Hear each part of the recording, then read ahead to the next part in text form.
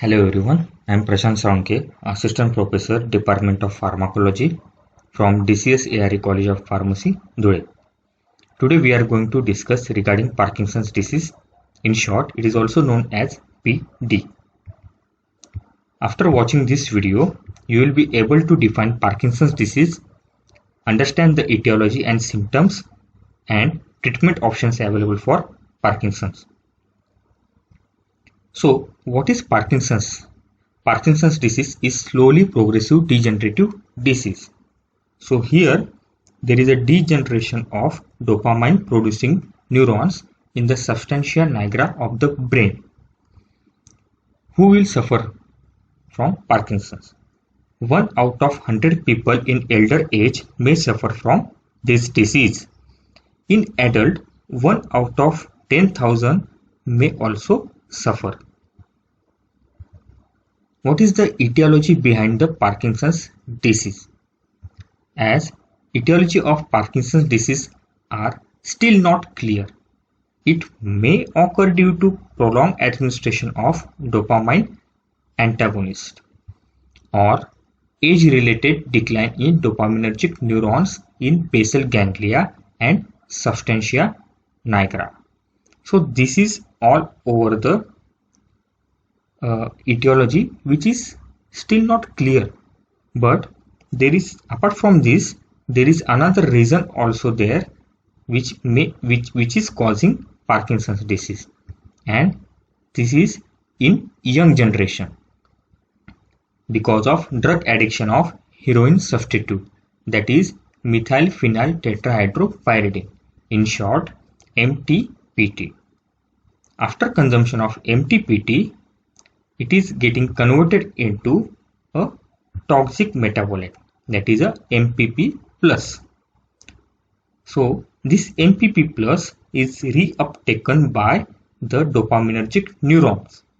As this MPP plus is a toxic metabolite, so it causes a degeneration of the dopaminergic neuron, and this cause of destruction of neuron known as frozen addict syndrome. So in this image 1, we will see here the brain, and in this brain here the two dopaminergic neurons are present. This one is a 1 and this one is a second dopaminergic neuron, and in between these two there is a synaptic cleft is present. Okay, so in healthy condition, in normal condition, what happens? In second image we will see this is a normal neuron, this is a Parkinson's neuron. In normal neuron, there is a production of dopamine is at normal condition, and after production it is stored in the in these vesicles, and whenever the impulse is generated, signal is passes, it will come towards the terminal end of the nerve 1, and after that the dopamine will get released into the synaptic cleft, and this is the second neuron. This is the second neuron where the we can say receiving neuron. So dopamine will come in the synaptic cleft and it will bind to the dopaminergic receptor. These are the receptors where dopamine will get bind. After binding, there is a generation of signal. So in healthy condition, this dopamine will get released and it will bind to the receptor of the receiving neuron, dendrite of the receiver.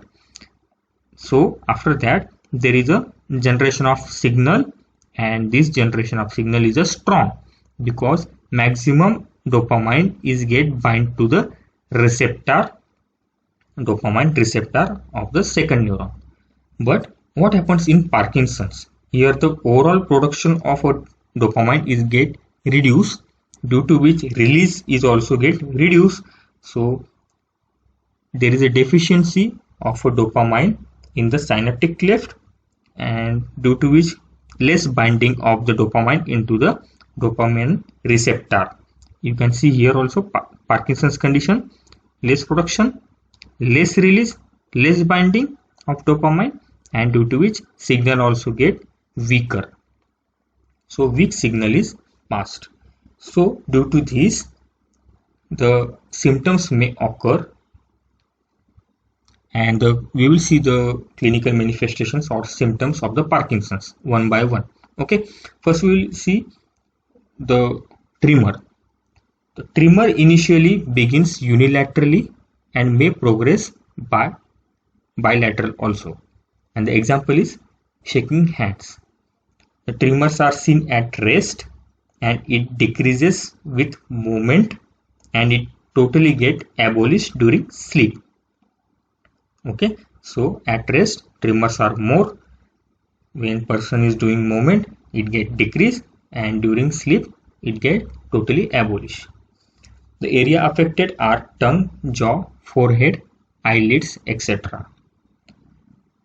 It worsens with emotional conditions also, like emotional stress, nervousness, depression, fatigue, and excitement.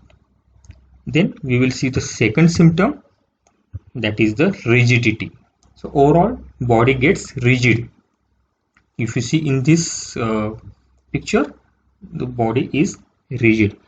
So what is rigidity? It is a resistance to passive movement of limb, which may initially be unilateral in wrist, elbow, or neck. The increased tone in the muscle of neck results in forward stopping posture. This is the forward stopping posture, and due to which patient may also fall down. As the disease progresses, speech becomes softer and more indistinct. Now we will see the third type of symptom, that is a slowness in movement. Slowness in movement is categorized in three categories. That is the bradykinesia. Bradykinesia means a slowness in slow in the movement. Hypokinesia means less in the movement, and akinesia means absence of movement. Due to this slowness of movement, many daily activities of the person is also get affected, like buttoning of shirt, applying makeup on face, shaving, small handwriting. So these all are there. Also, no swinging of hands during walking. There are some other symptoms are also there. That is a depression, anxiety, decline in intellectual functioning, dizziness and fainting. Then lungs, upper airways obstruction, abnormalities of ventilatory control, muscle weakness and ache, constipation also occur, forced closure of eyelids, mouth, difficulty in speaking, difficulty in swallowing, excessive salivation, a soft or low voice. Then skin related, that is a increase in sweating. In systemic, we already seen this symptom, that is tremors or slowness, impaired balance, small handwriting, sleepiness, trouble moving or trouble in walking, and mask face. Mask face means expressionless face. Now what are the treatment options are available? If the cause is a secondary type, that is a drug induced, means MTPT was the drug. So if we withdraw that drug from the patient daily consumption, then there is no any treatment is required. As we withdraw the drug, patient symptoms get abolished. If the cause is idiopathic, then there is the treatment options are available, and that are anticholinergic drugs.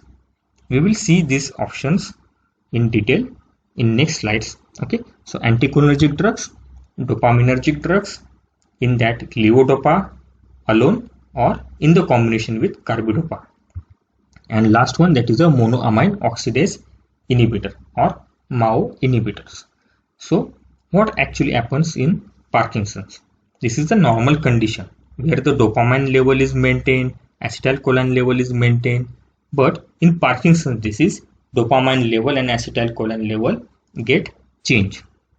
In Parkinson's, dopamine level get decreased. There is a deficiency. of dopamine in the brain and acetylcholine activity is increased. So there is an excess of acetylcholine release. So to tackle this condition, we are having a combination therapy, that is a dopaminergic and anticholinergic drugs. If we give dopaminergic drugs, it will increase the dopamine level and the dopamine level comes to normal condition. And if we give anticholinergic drugs, it will reduce the acetylcholine activity and acetylcholine quantity also get at the normal stage. Then another drug treatment here, if related to the dopaminergic drugs and MAO inhibitors, we will see in this slide. So this is the brain area, and this one is the blood area or the peripheral area of the brain, and here is the blood-brain barrier. Now when we give a dopaminergic drugs like levodopa, if we give this levodopa alone, then what will happen? As levodopa we are giving because levodopa can easily cross the blood-brain barrier. But what happens here?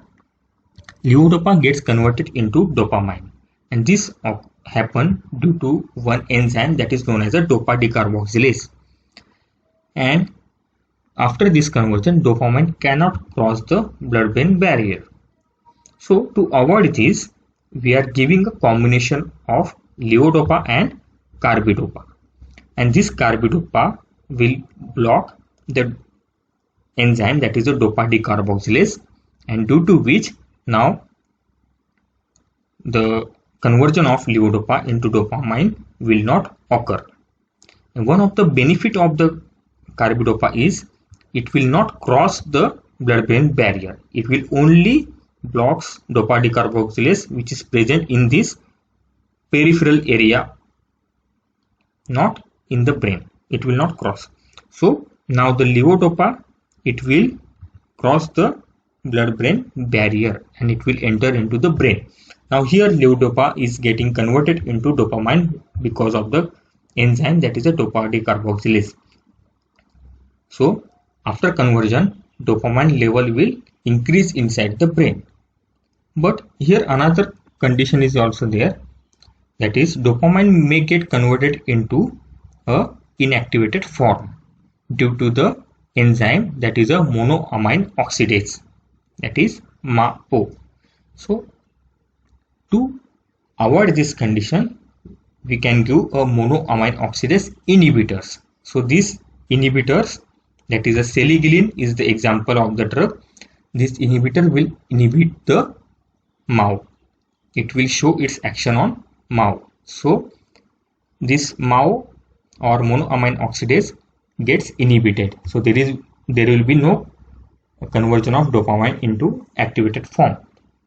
So this is how we are giving the treatment, that is anticholinergic drugs, dopaminergic drugs, in that levodopa or levodopa with carbidopa combination, and also third one, that is a monoamine oxidase inhibitors. I hope you will understand all these concepts. Thank you.